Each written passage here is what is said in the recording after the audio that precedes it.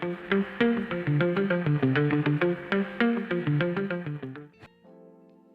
दोस्तों, स्वागत है आपका मेरे यूट्यूब के चैनल पर। जैसा कि आपको पता है कि मेरे चैनल पर आपको वेल्डिंग मशीन की रिपेयरिंग के रिगार्डिंग वीडियोस मिलते हैं। तो बेसिकली हम दो टाइप की वेल्डिंग मशीन्स को रिपेयर करते हैं, एक जो आईजीबीटी पर चलती है और दूसरी जो मॉसफेट पर चलती है। तो आज जो हमारे पास ये मशीन आई हुई है दोस्तों, ये मॉसफेट मॉडल पर बेस्ड बनी हुई है।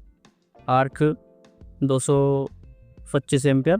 थोड़ा सा डस्ट इसमें ज़्यादा है, इसलिए पहचान करना मुश्किल लग रहा है।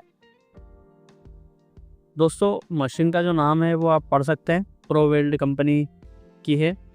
और एक डाउट भी रहता है दोस्तों लोगों को कि मतलब मशीन हमारी सिंगल फेस है या डबल फेस है, ये हम कैसे पहचान कर सकें। तो उसका एक बहुत सिंपल सा मेथड होता है कि जहाँ पर पावर केबल लगी रहती है मशीन की, ये यहाँ पर। अब इसमें देखिए इनपुट तो वो दे रखा है 230 वोल्ट, मतलब कि सिंगल फेस। और वहीं अगर इसमें 380 वोल्ट या 420 वोल्ट होता तो फिर वो 2 फेस और 3 फेस की हम बोल सकते थे। तो फिलहाल ये जो मशीन है ये सिंगल फेस मशीन है, मॉसफेट मॉडल पर बनी हुई है। इसके थोड़े से फंक्शन के बारे में बात कर लेंगे कि कैसे वर्क करती है, इसमें क्या क्या कॉमन फॉल्ट्स आते हैं। तो अभी इस मशीन को हमें ऑन करना है।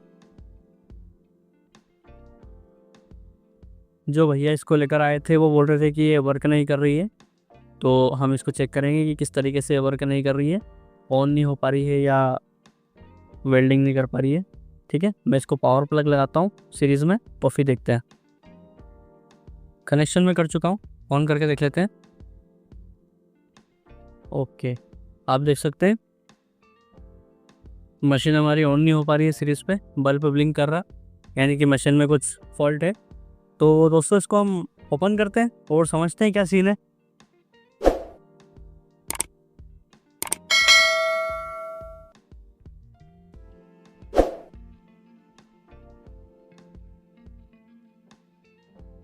ओहो,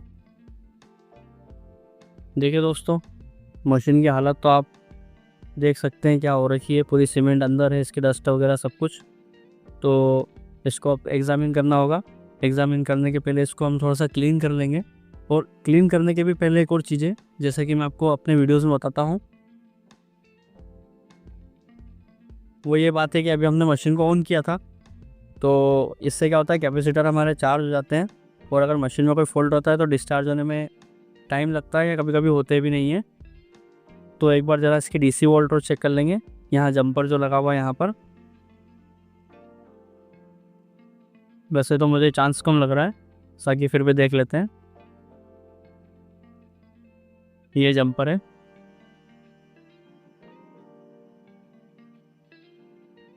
11 वोल्ट के आसपास आ रहा है दोस्तों, कोई दिक्कत नहीं है, धीरे धीरे डिस्चार्ज हो रही है मशीन।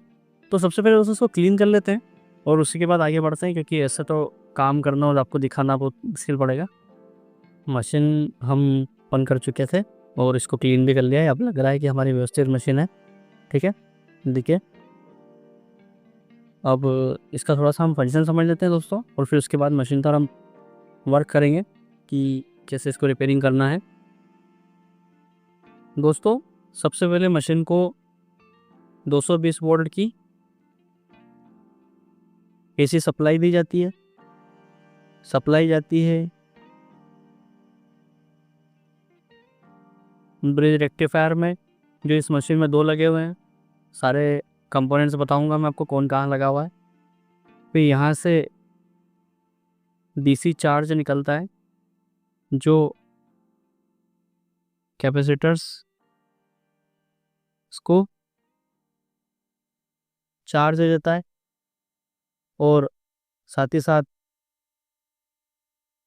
मॉसफेट्स को भी इसका चार्ज जाता है। ठीक है, वहीं उसके बाद हिली कैपेसिटर से जो 330 वोल्ट बनता है वो मॉसफेट को भी जाता है एक पार्ट, और एक पार्ट जाता है 24 एसएमपीएस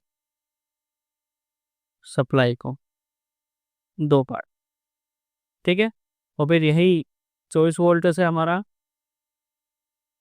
24 वोल्ट से फ़ैन या रिले चलता है। इस वाले मॉडल में जो फ़ैन है हमारा AC वोल्ट से चलता है, ध्यान रखिएगा। और 12 वोल्ट जाते हैं कंट्रोल कार्ड को, ठीक है। और 5 वोल्ट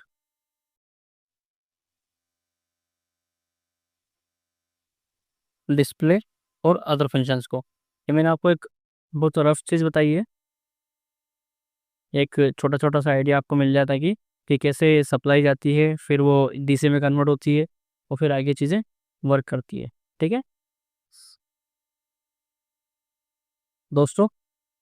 सबसे पहले हम AC सप्लाई की बात करते हैं। तो जैसा कि आप देख सकते हैं, स्विच के माध्यम से दोस्तों AC की सप्लाई जाती है। तो इसमें स्विच तो नहीं लगा हुआ है, मशीन डायरेक्ट कर रखी है इन्होंने कुछ कारण से। और मैं दिखाता हूँ आपको।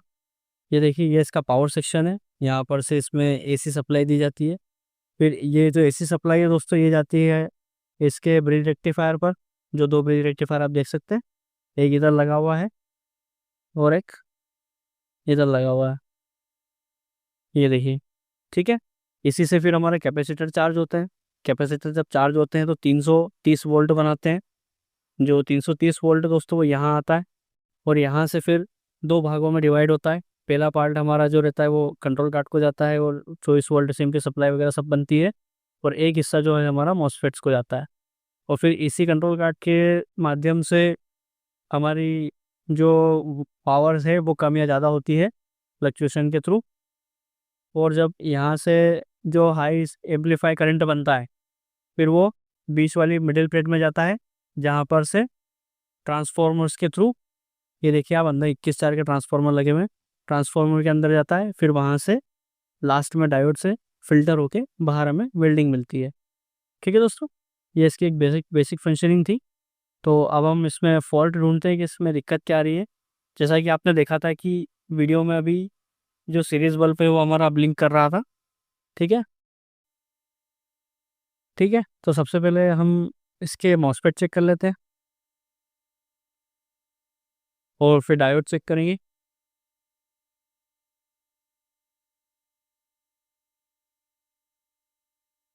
मल्टीमीटर को आपको कंटिन्यूटी की रेंज पर रखना है, ठीक है। अब इसके बाद सेंटर में हमें ब्लैक प्रॉब रखनी है और गेट और सोर्स पर चेक करना है, ठीक है। ये वाली चैनल सही है। अब आप डायरेक्ट 2 मॉसफेट छोड़कर यहाँ पे चेक कर सकते हैं, ठीक है दोस्तों। जो ब्लैक प्रॉब है हमारी, वो मॉसफेट की ड्रेन पर रहेगी और गेट और सोर्स को आपको चेक करना है। यहाँ पे वैल्यू आ रही है, डायरेक्ट हम 3 को छोड़ सकते हैं, ये भी आ रही है। और डायोड भी चेक कर रहे थे दोस्तों साथ में। डायोड में आप देख सकते हैं दोस्तों, बीप साउंड आ रहा है। तो मतलब आप समझ सकते हैं कि फॉल्ट कहाँ है, ठीक है। ये तो हमें कंफर्म हो गया कि इसके जो डायोड्स हैं, इसी में से कोई फॉल्ट है, वहीं से ख़राब है। बट फिर भी हम एक नॉलेज के तौर पे बाकी चीज़ें भी चेक कर लेते हैं। अभी हमारे मॉसफेट इधर के बचे हुए थे, जो कि सही बता रहे हैं।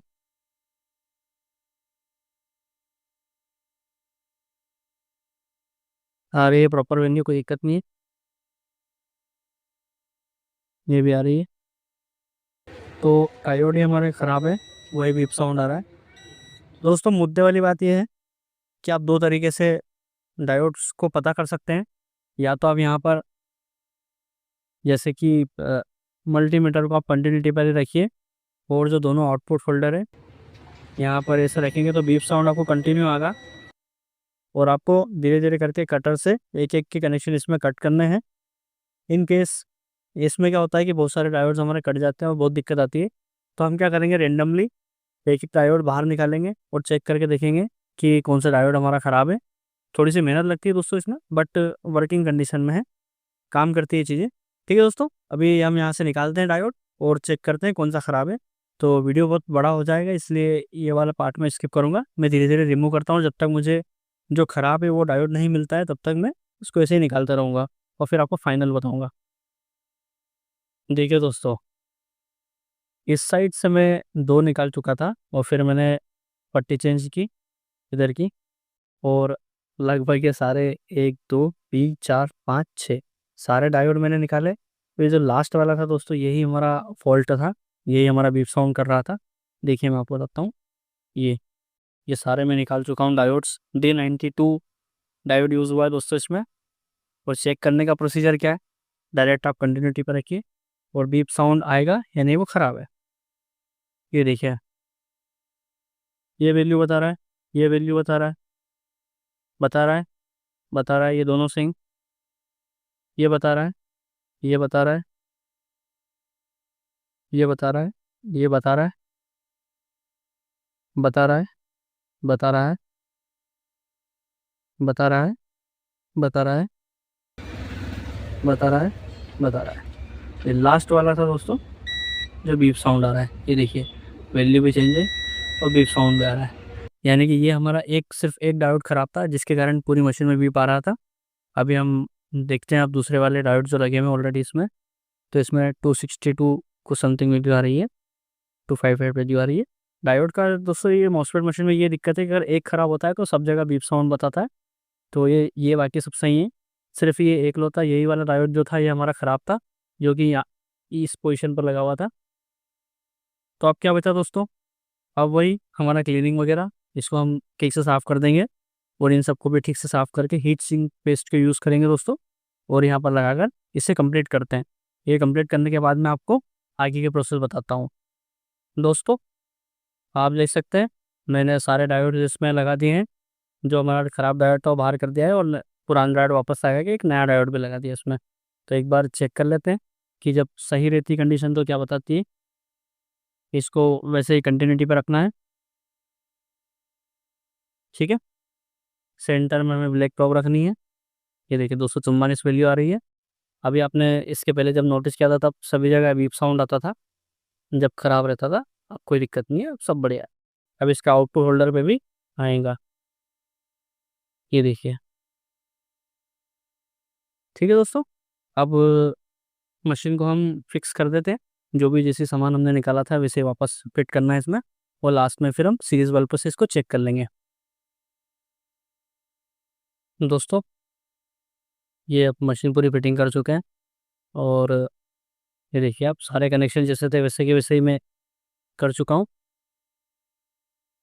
ठीक है। अब इसको सीरीज में कनेक्शन दे देते हैं।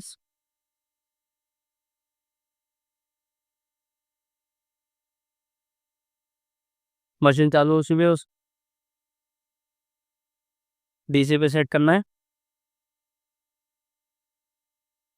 ये देखिए वोल्टेज आने शुरू हो चुके हैं, ठीक है दोस्तों। तो मशीन को बंद कर देते हैं।